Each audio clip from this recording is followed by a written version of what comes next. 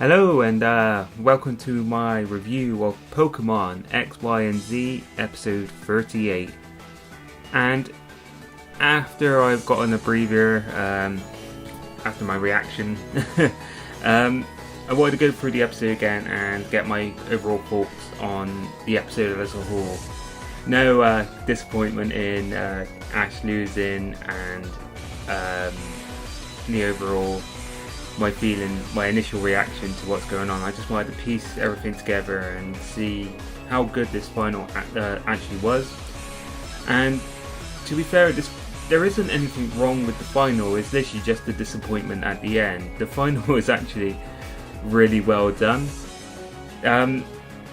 All the fights were animated beautifully, and you can't flaw the animation because you can't put that down on the animators, because literally everything was spot on, everything was amazing, and you can't take away from that.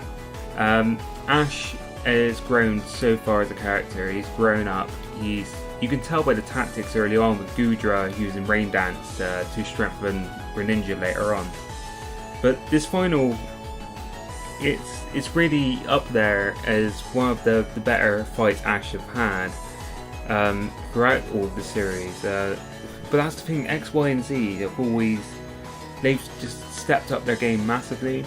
I know people always think about the Charizard fights for the better fights Ash have had, and then the Ash versus Paul fight in Sinnoh.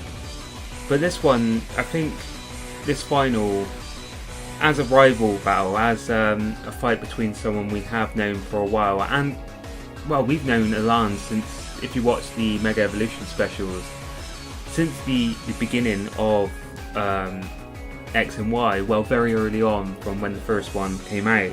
So we've known this character for ages, really, and to see how his character's changed, how he says at the end that Ash has made him grow as a trainer, and now it's gave him more fuel to get the Mega Evolution energy because of fighting Ash.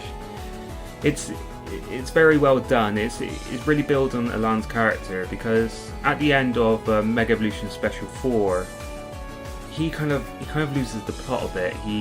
After what happens to Chespin, he really loses it, really, because he's desperate to save it.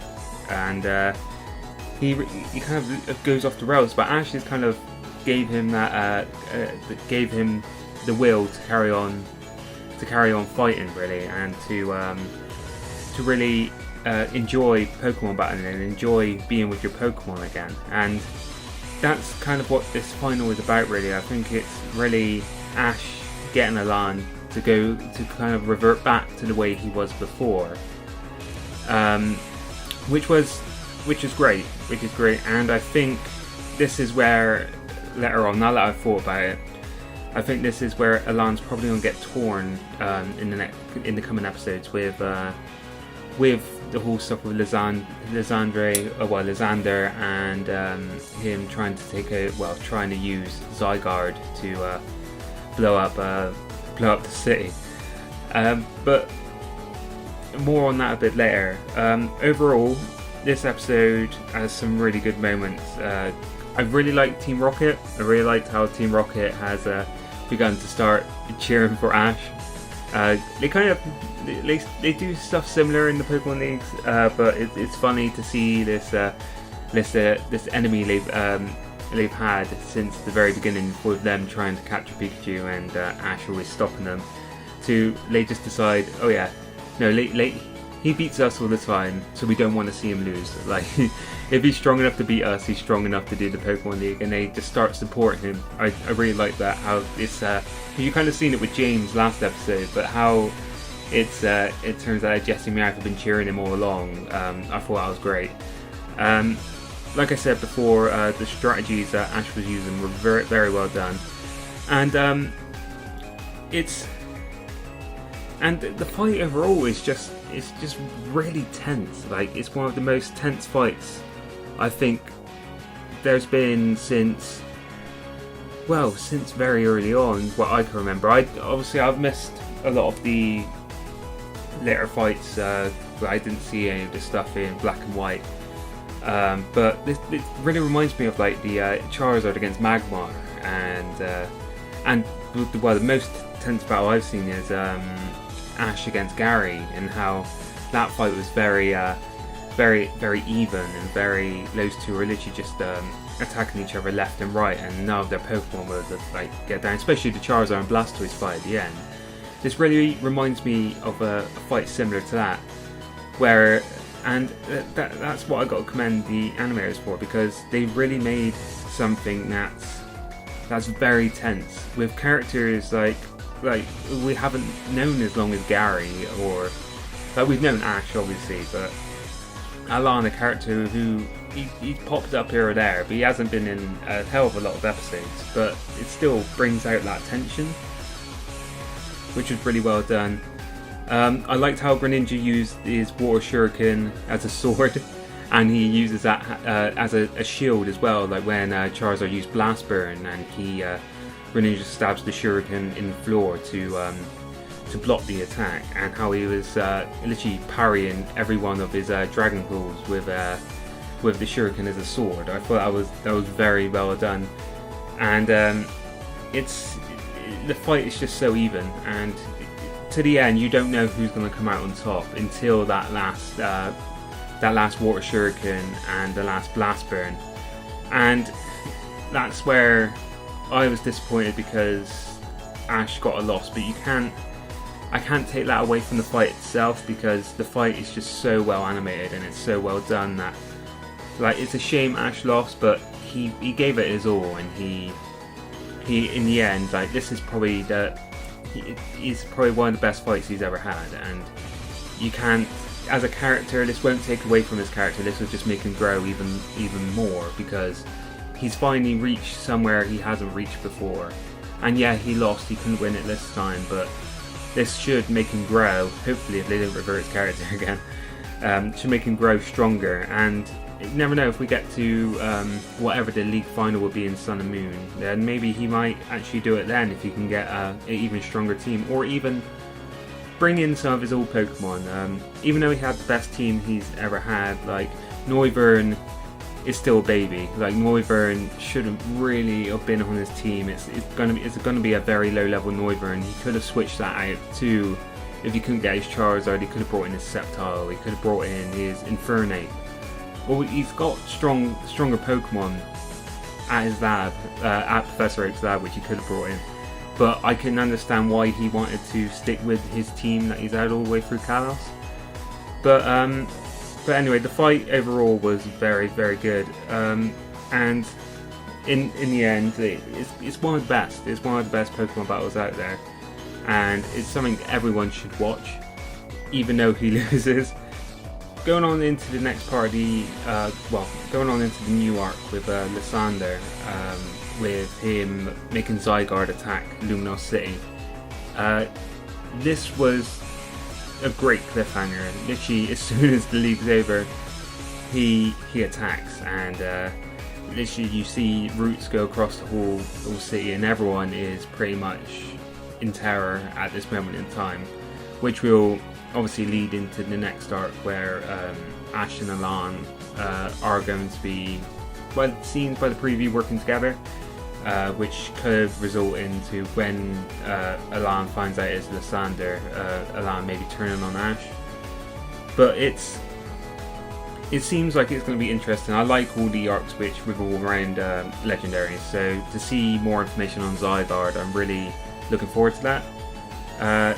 Going forward, I think Ash's Pokemon may be a bit weak, so you haven't seen him go to a Pokemon Center yet. I don't know if he may have done it in between the ceremony at the end, but it'd be interesting to see if him and Alan have actually healed their Pokemon, because that could result in, if Ash is out of the picture for a bit, because there is an image of him knocked out, so I'm wondering if his Pokemon couldn't do anything against the threat that's happening, so he's knocked out on the floor. And it'll be interesting because we'll get to see more battles between, if Ash is out of the picture, we'll see more with Diantha and with Serena and Clement fighting the Team Flare members, as well as obviously we've got Clement's dad, who has the Mega Blaziken. So it'd be interesting to see seeing we've had a arc with the Pokemon League focused solely on Ash, it'd be good to see the other characters come back into the picture and have a lot more single battles, which usually in arcs like this that doesn't happen. It's more of a they all attack at once and the team gets wiped out. But yeah, it'd be interesting to see if we will get a lot more single battles, and with Alan as well. Like, this is the interesting thing, because Alan is with Team Flare. Like, he's not fully a member of them, but he does work with Lysander because he wants to save the Chespin. So is Lysander gonna turn that around to make Alan fight Ash again? Because the energy coming from Ash's Greninja is energy that they need to help power their weapons. So is he going to make Alan fight Ash again, or if Ash gets too close to Lysander, are they going to fight again? It'd be interesting to see, because I really thought Greninja was going to be all this build up to Greninja beating this Charizard. Like, he's lost to him 3 times now. You really would think that Ash would get a win over Alan. So it looks like there might be a final climactic battle between the two, which would be good. I wouldn't mind another rematch, but if it is a rematch, it'll probably only be 1-on-1. It'll be Greninja against Charizard, and that'll be it really. It won't be a full 6-on-6. But yeah, that's something to look forward to in the future, and I'm very interested in the next coming up episode to see where this arc goes. This arc reminds me quite a lot of the stuff in Ruby and Sapphire with the Groudon and Kyogre stuff, where when Pikachu got taken over by the Red Orb. I like arcs like this when the legendaries come to the limelight and you really get to know more about the legendaries themselves. But overall, this was great. Like, this episode was really well done. Like, I can't say anything wrong about this episode as a whole, but obviously I am disappointed that Ash lost. I really wanted him to win, but you can't, like I said earlier, you can't take that away from the episode itself. It was beautifully animated. Like, it hit the tension perfectly. Like, I was so tense throughout the whole episode, which is literally, that's what makes this episode so great. It gets you on the edge of your seat.